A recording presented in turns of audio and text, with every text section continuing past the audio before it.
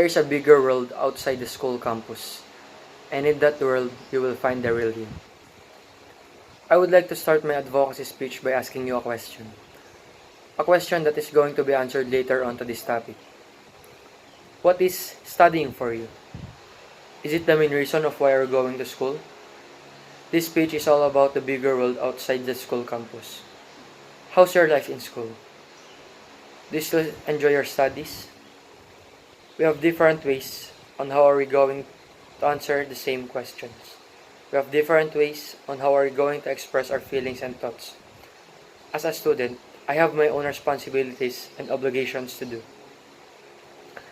I also have my own goals and mindset. But wait, let me ask you of one thing. How do you see yourself? What kind of student are you? Is there someone who is supporting you in the studies? Being a student is not our responsibility. It is a compliment. We all started at the school at a very young age. In the scenario of a crying kid who don't want to be separated from his or her guardian. And every time, we look always for them if they're still around. We don't have the same answers. What we are doing inside the room with the teacher and our classmates who is not familiarized with us. We are confused what we are doing inside the room. We spend our time looking for our parents. We wait until the bell rang for dismissal. As time goes by, we don't notice we're ready to finish the first level, the nursery level. The next stage is the kindergarten. This is the time where we meet our friends and build up our minds. One of the most memorable part of our school journey. After a couple of years, our patience and sacrifice has come to an end. We finished nursery level and kindergarten level. And here comes the graduation ceremony. The most awaited part for our parents. 2 months later, we are going back to school as a grade 1 pupil. Another friends, another teachers, and another memories to come. At the first day of school, we are all excited and at the same time we are nervous. We don't know who are we going, our friends, who's going to be our best friend, and how are we going to talk to them at the very first time. When I was in elementary, my school days is incomplete without playing games with my friends like Sikyo, Patintero, Ice Water, Bumsak, Tagu-Taguan, and so many more. There are so many games we played in our childhood days, but my favorite is Pogs and Taguang Pangkat. Even now, I still play Taguang Pangkat with my friends, and it is fun to play. It is a two-group competition where one team is going to hide. A two-group competition where one team will hide until they are caught by the one team who is searching for them. It is fun playing games and having friends in the elementary life. But when we go to academics, there's a big topic we have to focus on. I am going to back to my question on my introduction. What is the real meaning of studying for you? Is it the main reason of why you're going to school?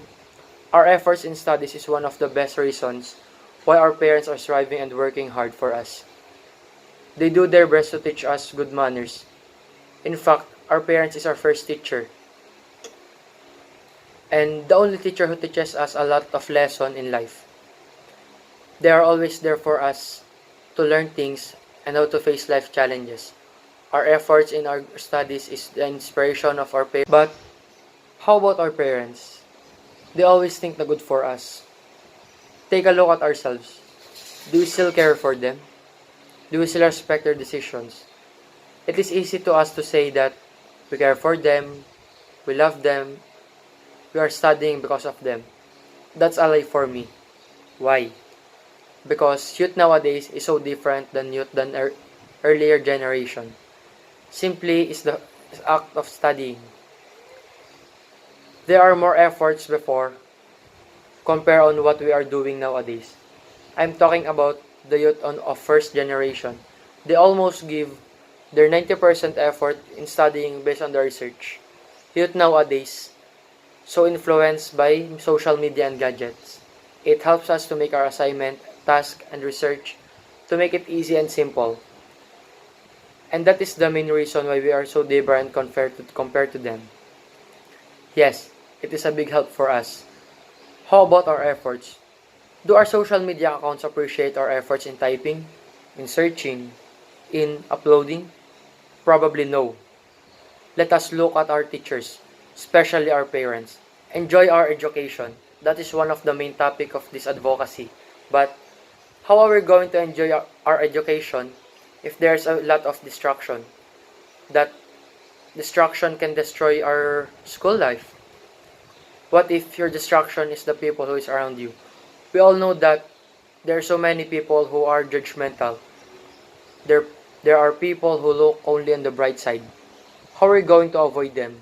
Maybe we can't avoid them, but we can prove them wrong in ways of doing our job and showing how we face the life challenges as a student. For the last part of this advocacy, I would like to share my own experience as a senior high school student. It is a privilege to be part of our moving up ceremony and awarded as junior high school completer. I'm the second to the last stage already. I am facing one of the most challenging part of my life as a student. Why?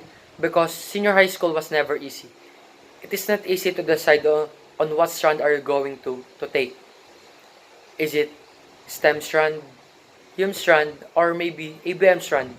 Neither general academic strand or also known as GRES. If you're going to take the engineering or medicine, you have to take the STEM strand.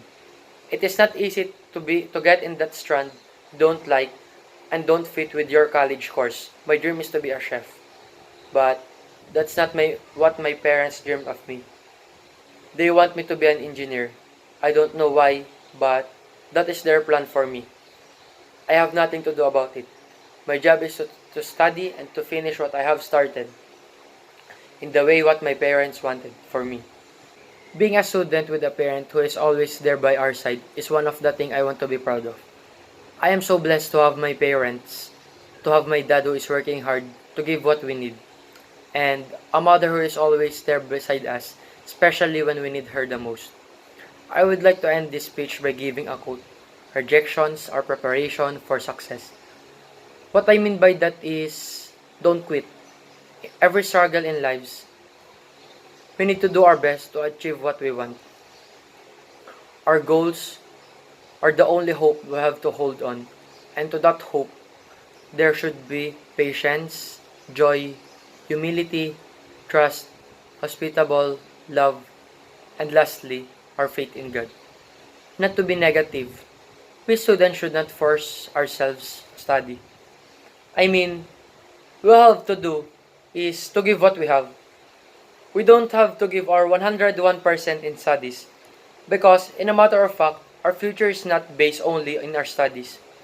There is a lot of things we have to focus on. I am not saying this because I am not an honor student. I am saying this for us to wake up our minds because of our parents who force their children to study no matter the situation is. We have to let them know our feelings. What is the situation of our studies? Are we still happy dealing with it? Let them know. Let our voices be heard.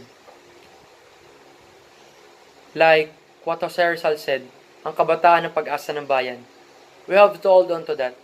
Whether we like it or not, tayo ang pag-asa ng bayan, mabuhay ang lahat ng kabataan. This is Aguason, Leiron, Niño from St. Benedict of Nursia, and this is my advocacy speech.